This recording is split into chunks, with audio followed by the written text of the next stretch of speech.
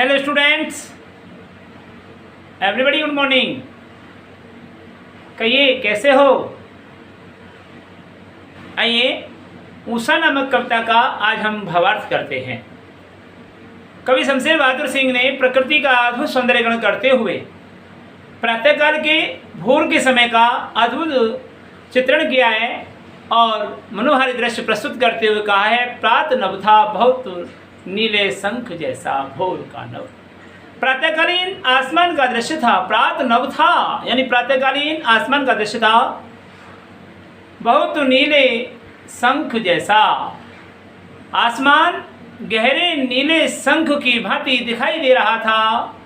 भोर का नभ यह था उषाकालीन प्रातःकालीन आसमान का परिदृश्य। कवि शमशेर बहादुर सिंह कहते हैं, प्रात नभ था बहुत नीला शंख जैसा भोर का नभ। प्रातःकालीन आसमान का परिदृश्य था। आसमान गहरे नीले शंख की भांति दिखाई दे रहा था। और दूसरी पंक्ति है, भोर का नभ ऐसा था भोरकालीन आसमान का परिदृश्य। राख से लेपा हुआ चौका अभी गीला पड़ा है। कवि शमशेर बहादुर सिंह कहते हैं कि उषा जो सूर्य की पहली किरण है वह अपना प्रतिपल रूप परिवर्तन कर रही है और सूर्य उदय होने से पहले का वातावरण प्रतिपल नए रंग बिरंगे स्वरूप को धारण करता हुआ तिरोहित हो रहा है। आसमान का दृश्य अब ऐसे दिखाई देने लगा मानो किसी गृहिणी ने राख से लीपकर अभी अभी चौका लगाया है, जो नमी के कारण गीला दिखाई दे रहा है। यहाँ समय सूचक शब्द है, समय सूचक अव्यय है, समय का बोध कराने वाला अव्यय, तो कालवाची अव्यय कहलाता है। तो राख से लीपा हुआ चौका अभी गीला पड़ा है। कवि शमशेर बहादुर सिंह कहते हैं कि उषा नित्यपल अपना रूप प्रति परिवर्तन कर रही है और अब आसमान का दृश्य ऐसे दिखाई दे रहा है मानो राख से लीपकर किसी गृहिणी ने अभी अभी चौका लगाया है। देखिए यहाँ मानवीकरण अलंकार है। मैंने आपको पहले बताया था प्रात नभ था बहुत नीले शंख जैसा, तो जैसा एव की तरह की भांति के समान समान सम सदृश आदि वाचक शब्द या तो लिखे हों या उनका अर्थ प्रकट करते हों, वहाँ उपमा अलंकार मानना चाहिए। कौन सा? उपमा। और वैसे भी यहाँ पर उपमेय पर उपमान का आरोप है। कैसे? कि आसमान को नीले शंख की उपमा दी गई है, इसलिए पहली पंक्ति में उपमा अलंकार हुआ। ठीक है। अगली जो अंतरा है कि राख से लीपा हुआ चौका अभी गीला पड़ा है।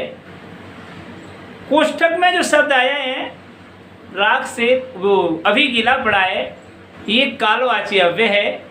गीला पड़ा होने का कारण अभी अभी चौका लगाया है, इसलिए नमी के कारण गीला दिखाई दे रहा है।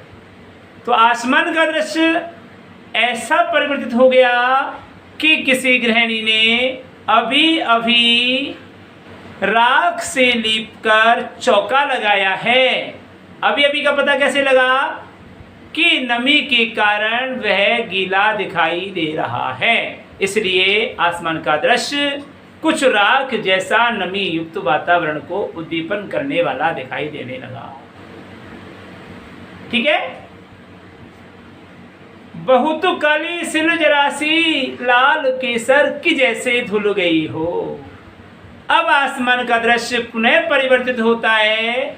आसमान का रंग ऐसे दिखाई दे रहा है मानो बहुत बड़ी काली सिल पर किसी ने जरासी लाल केसर को घिसकर धो दिया है और उसका धोया हुआ पानी बिखर गया है।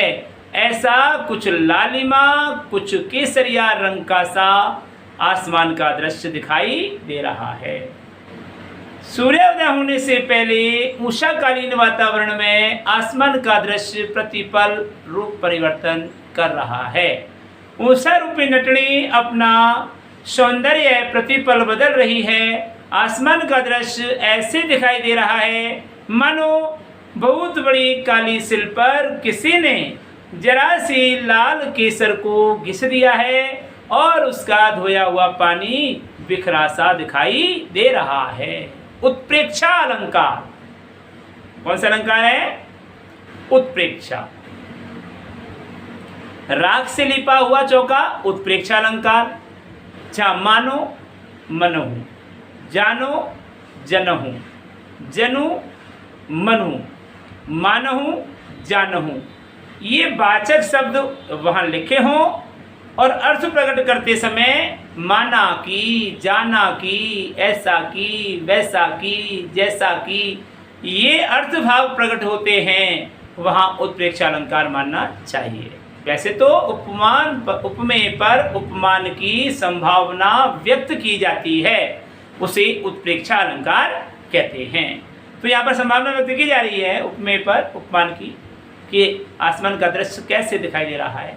मानो बहुत बड़ी काली सिल पर किसी ने जरा सा लाल केसर रगड़ दिया, मल दिया है, धो दिया है, ऐसा आसमान का दृश्य कुछ लाल और केसरिये रंग का दिखाई देने लगा है। पुनः अपना रूप परिवर्तन करते हुए आसमान का दृश्य दिखाई दे रहा है।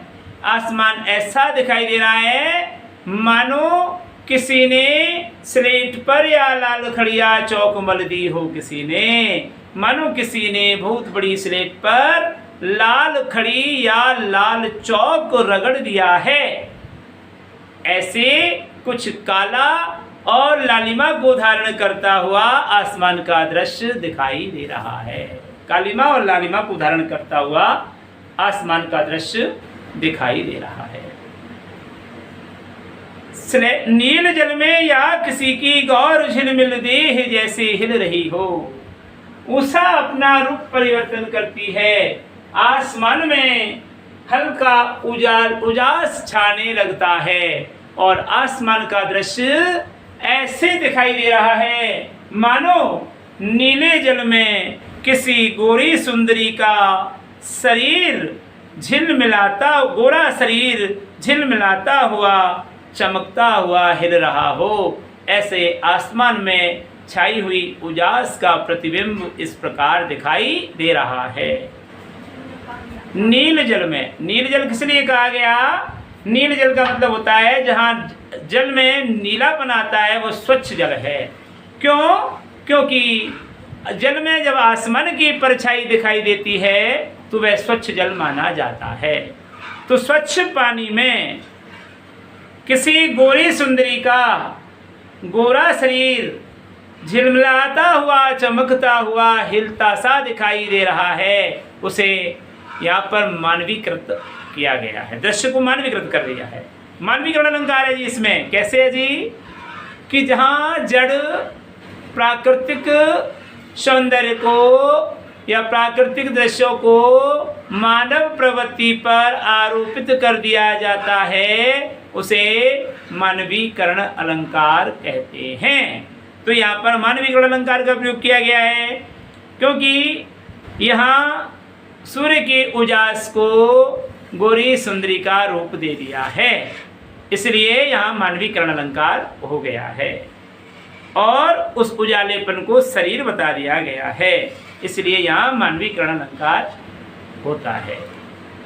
तो स्वच्छ पानी में किसी गोरी सुंदर शरीर को झिलमिलाते हुए हिलता सा दिखाई दे रहा है, ऐसा आसमान का दृश्य दिखाई देने लगता है। और अब पूरी तरह से सूर्य उदय हो गया, उषा रूपी नटनी का जादू टूटता है क्योंकि अब सूर्योदय हो गया है। इसलिए उषा ने अपना जादू समाप्त कर दिया और उसका सब जादू नष्ट हो गया है।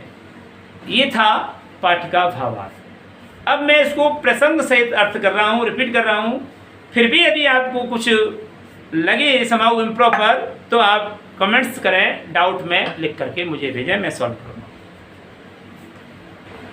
प्रस्तुत काव्यांश हमारी पाठ्य पुस्तक आरोह भाग 2 की कवि शमशेर बहादुर सिंह द्वारा विरचित ऊषा नामक काव्य से लिया गया है, जो हमारी पाठ्य पुस्तक के अध्याय 6 में संकलित है। प्रस्तुत काव्यांश में कवि शमशेर बहादुर सिंह ने प्रातःकालीन भोर के समय को अर्थात उषाकालीन वातावरण को बिंबित करते हुए प्रतिपल बदलते हुए रूप सौंदर्य का उल्लेख किया है और उषा के इस जादू का वर्णन किया है। कवि कहते हैं कि प्रातःकालीन आसमान का दृश्य था। आसमान गहरे नीले शंख की भांति दिखाई दे रहा था। यह था उषाकालीन आसमान का परिदृश्य। आसमान में पुनः उषा अपना रूप परिवर्तन करती है। आसमान का दृश्य ऐसे दिखाई देने लगता है मानो राख से लीपकर किसी गृहिणी ने अभी अभी चौका लगाया है, जो नमी के कारण गीला दिखाई दे रहा है। ऐसा लग रहा है मानो अभी अभी किसी गृहिणी ने राख से लीपकर चौका लगाया है, अर्थात आसमान का दृश्य कुछ राख से लिपटा हुआ सा वातावरण प्रतीत कर रहा है। तो ऐसा लग रहा है मानो किसी गृहिणी ने अभी अभी राख से लीपकर चौका लगाया है, जो नमी के कारण गीला दिखाई दे रहा है।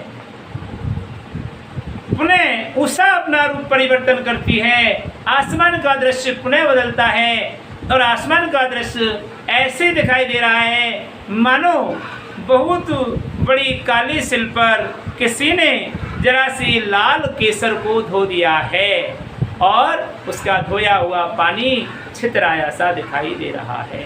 अर्थात आसमान में उषाकालीन वातावरण में आसमान का रंग कुछ लालिमा धारण किए हुए केसरिया दिखाई दे रहा है, जो ऐसे लग रहा है मानो बहुत बड़ी काली सिल पर किसी ने जरा सी लाल केसर घिसकर धो दी है, जिसका धोया हुआ पानी बिखरा हुआ दिखाई दे रहा है। पुनः उषा अपना रूप परिवर्तन करती है, अपना जादू दिखा रही है कि आसमान का रंग ऐसे दिखाई देने लगा मानो स्लेट पर किसी ने लाल खड़ी अथवा लाल चौक रगड़ दिया है। तो आसमान का दृश्य कुछ लालिमा और कालिमा को धारण किया हुआ लाल काला सा दिखाई दे रहा है। आसमान में प्रतिपल बदलते रूप को सौंदर्य का चित्रण करते हुए कवि शमशेर बहादुर सिंह कहते हैं कि आसमान में उजास छाने लगा। तो आसमान का दृश्य परिवर्तित हो गया। आसमान ऐसे दिखाई देने लगा कि नीले स्वच्छ पानी में किसी गोरी सुंदरी का शरीर झिलमिलाता हुआ यानी चमकता हुआ हिल रहा हो, ऐसे आसमान का दृश्य दिखाई देने लगा है। यहाँ पर मानवीकरण किया गया है, मानवीकरण अलंकार है। और अब पूरी तरह से सूर्य उदय हो गया है। उषा रूपी नटनी का जादू समाप्त हो गया है, क्योंकि सूर्य उदय होते ही आसमान में रंग बिरंगे छाने वाले दृश्य नष्ट हो जाते हैं और एक ही उजाला आसमान में छा जाता है। इस प्रकार जादू टूटता है अब इस उषा का, क्योंकि सूर्योदय हो रहा है। ये था इसका व्याख्या। और व्याख्या के बाद में आपको लिखना है विशेष, और विशेष के अंतर्गत आप लिखेंगे सिर्फ सौंदर्य के 4 से 5 बिंदुओं को। ठीक है, तो ये था आपका प्रश्न। अब इसमें जो बिंब प्रकट किए गए हैं वो कौन कौन से बिंब इसमें बताए हैं, ऐसा यहाँ पर कवि ने उल्लेखित किया है। वो देखिए मैं आपको बता देता हूँ। यहाँ पर स्थिर बिंब है, गतिशील बिंब है। प्रश्न किया है जैसे ये ना देखो,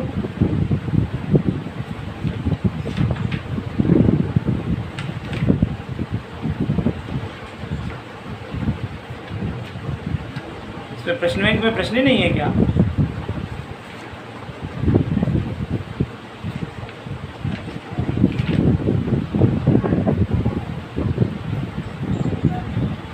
ये था। अब कवि का साहित्यिक जीवन परिचय में देखिए साहब, कवि का जन्म,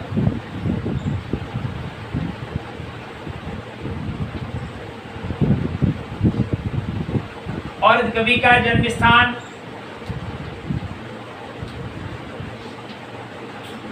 शिक्षा दीक्षा,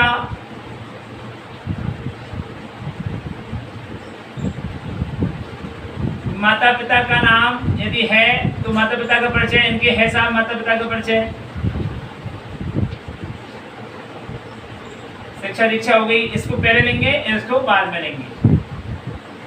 माता पिता, शिक्षा दीक्षा, और फिर कृतियां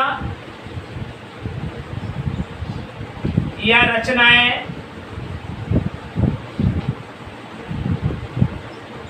और इनको यदि सम्मान मिला है या उपलब्धि मिली है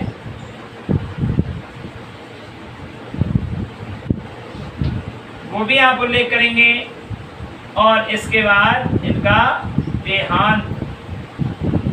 इन बिंदुओं को टच करते हुए आप इनको लिखेंगे।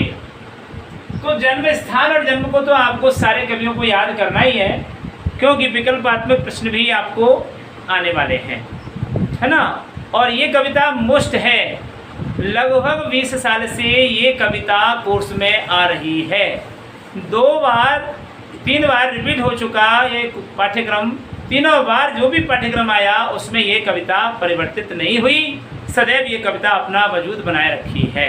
इसलिए ये इम्पोर्टेंट लेसन है, आपको ये बड़ी गहनता से इसका अध्ययन करना है। और सारे प्रश्नों को मैं PDF में भेज रहा हूँ, और बड़े अच्छी तरह से आप इसको पढ़ेंगे।